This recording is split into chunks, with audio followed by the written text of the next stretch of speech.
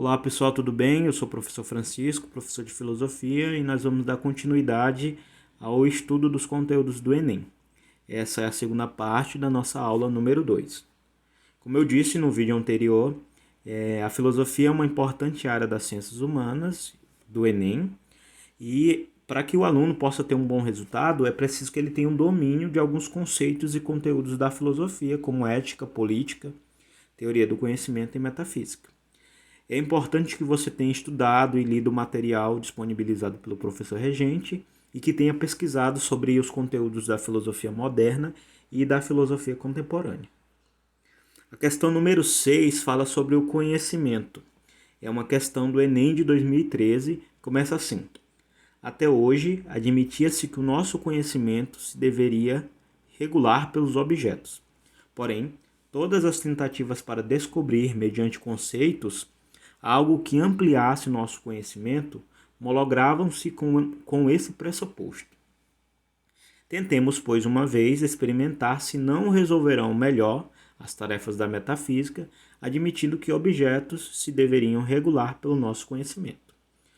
O trecho em questão é uma referência ao que ficou conhecido como Revolução Copernicana na filosofia.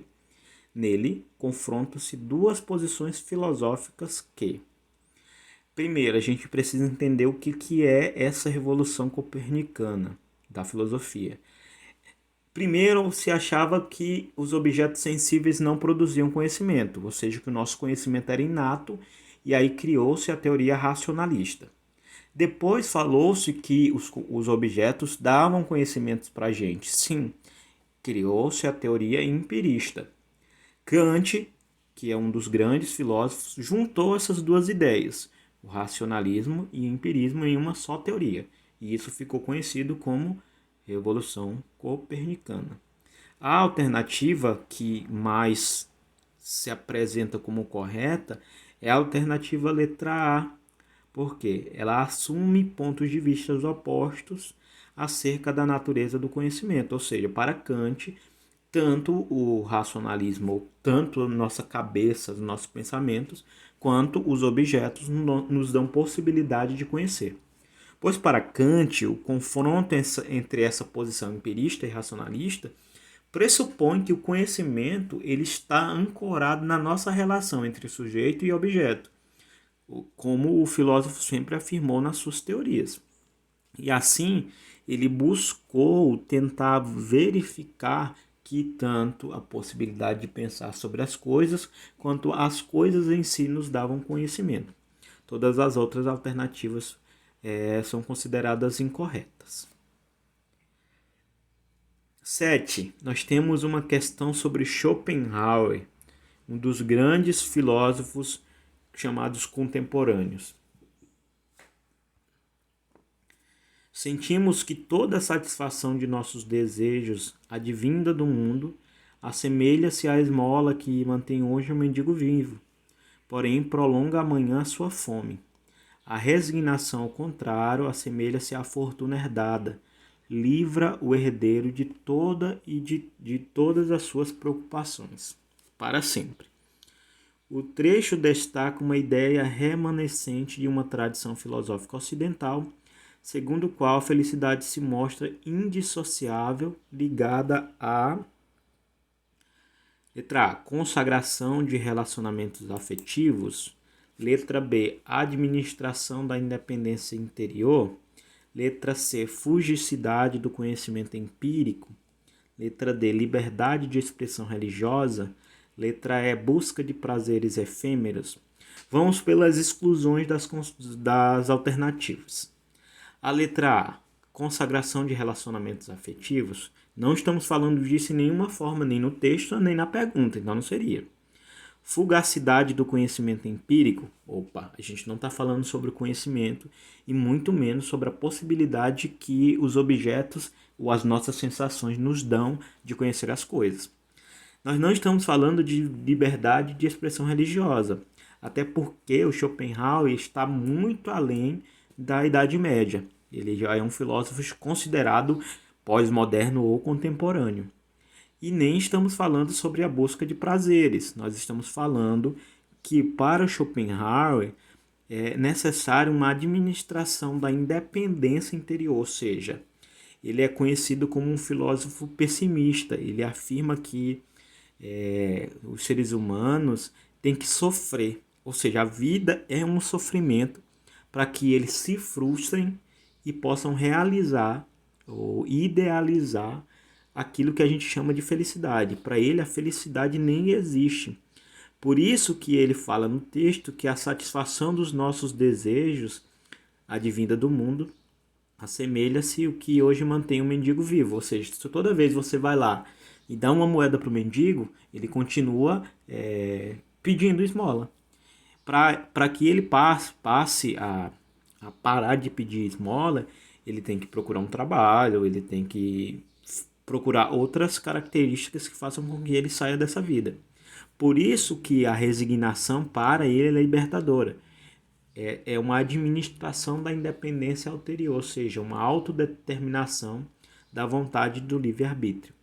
E todas as outras alternativas elas estão erradas, ou seja, o homem precisa procurar uma administração da independência do seu interior para que ele de fato possa viver neste mundo, porque o mundo para Schopenhauer é um mundo de sofrimentos. A questão número 8 é uma questão sobre direito. E é uma questão do Enem de 2019. Em sentido geral e fundamental, direito é a técnica da coexistência humana, isto é, técnica voltada a tornar possível a coexistência entre os homens. Como técnica, o direito se concretiza em um conjunto de regras, que nesse caso são leis ou normas. E tais regras têm por objetivo o comportamento intersubjetivo, isto é, o comportamento recíproco dos homens entre si.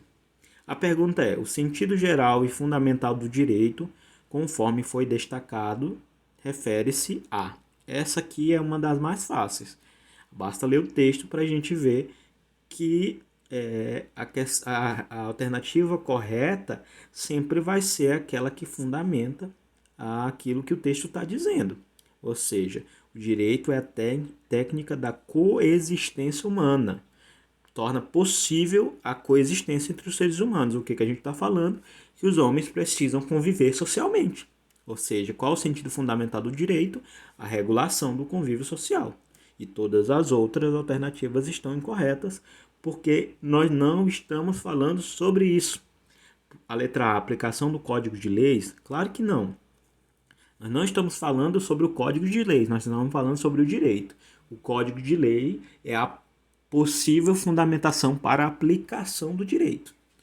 A legitimação de decisões políticas, vamos diferenciar o que é política e o que é direito. Política é quando os seres humanos governam para que haja a coexistência entre os homens. E o direito é a possibilidade fundamentada na técnica para a coexistência humana. A mediação de conflitos econômicos, nós não estamos falando nem de conflitos e nem de economia. E a representação da autoridade constituída, nós não estamos falando de poderes políticos, nós estamos falando daquilo que é direito.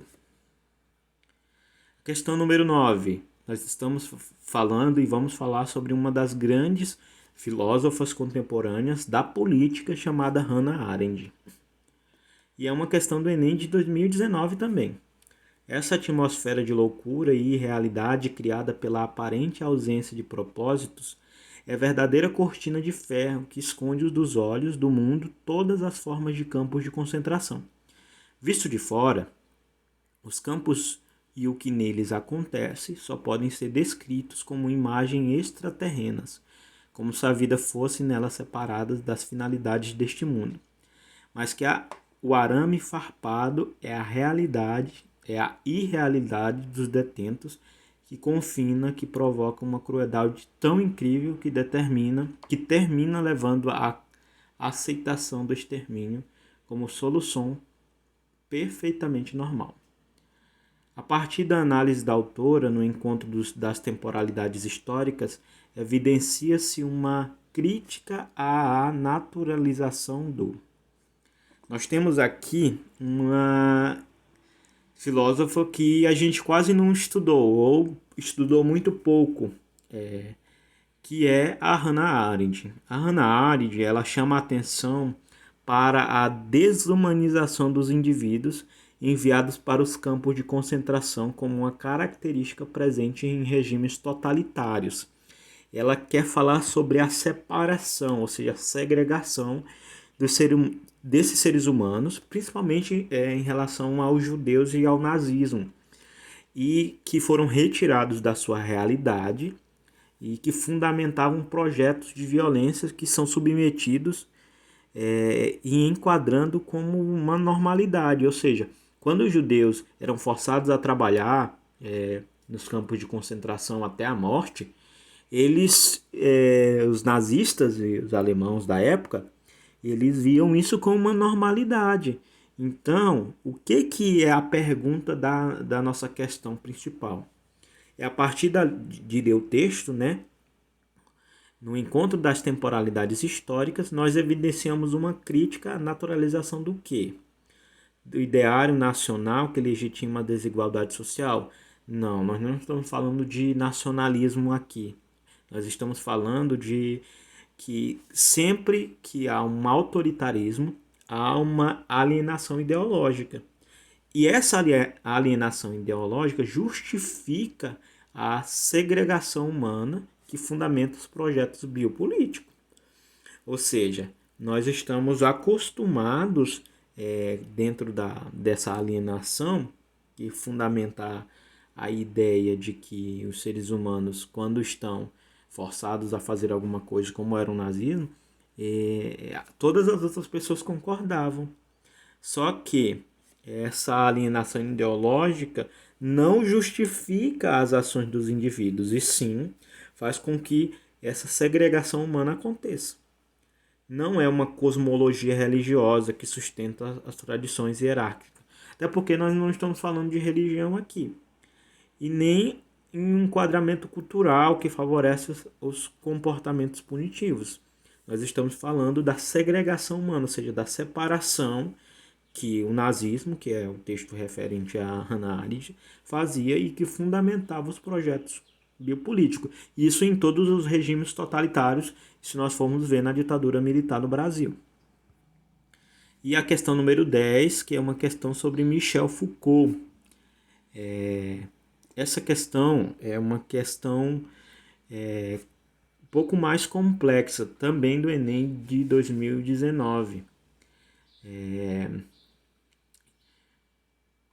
Penso que não há sujeito soberano, fundador, uma forma universal de sujeito que poderíamos encontrar em todos os lugares.